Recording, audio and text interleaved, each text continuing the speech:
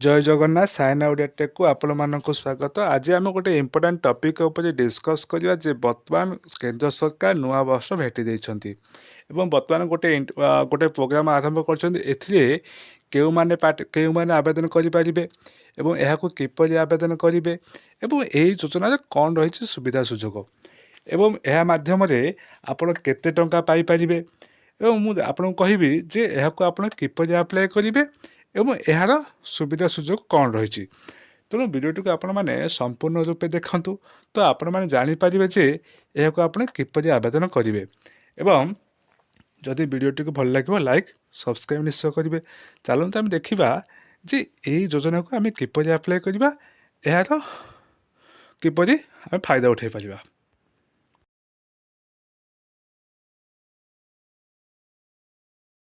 देखो ये गोटे नोटिस आसी जे आपण मैंने यार किपरि फायदा सुजोग नेबे एवं देखो ये कौ मैंने अप्लाई करेंगे ना वोमेन स्टूडेंट्स स्कॉलर आ सोशल एक्टिविटीज आउ टीचर मैंने यहाँ आवेदन करेंगे। केवल यहाँ 2 मास इंटर्नशिप प्रोग्राम स्टार्ट हम एवं केवल स्टार्ट हम ना 1-2 बा 1 फेब्रुआरी 29 मार्च मध्य 2 मास प्रोग्राम स्टार्ट हम। यहाँ आपण मैंने ऑफलाइन रे आउ ऑनलाइन किपरि आवेदन आपण मानू कहि देखो अन्य आपको ये कौन हो आवेदन करने आपन को बयस 21-40 वर्ष मध्य होती मैंने किपरि ऑनलाइन आवेदन करेंगे ना docs.google.com आप अप्लाई करेंगे।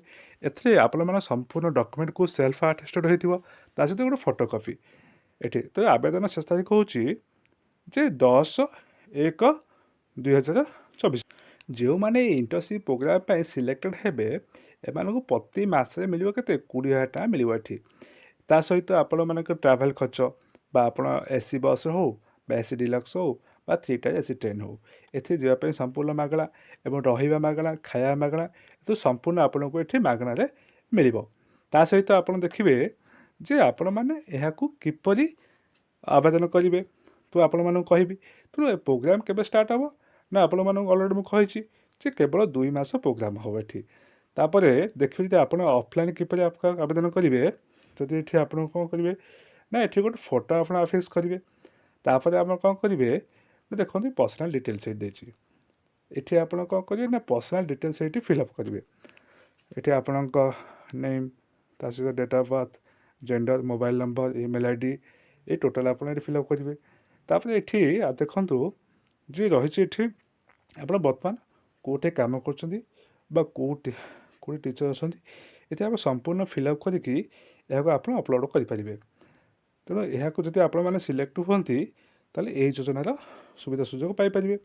एवं देखु ये आप एजुकेशन डिटेल्स ए कौन पाठ पढ़ुं एवं आप वर्क एक्सपीरियंस अच्छे आगुरी ये आप वर्क एक्सपीरियंस देते हॉस्टल फैसिलिटी। तेणु आपको आप स्टेप बाय स्टेप अप्लाई करेंगे। ये कैंडिडेट सिग्नेचर तेणु यार सुजोग आप दिंतु। तेणु आपण मैंने संपूर्ण ऑफलाइन फॉर्म को फिलअप करके आपण निज डॉक्यूमेंट सहित अटैच करके आपको आपण मैंने ऑनलाइन रे अपलोड करें।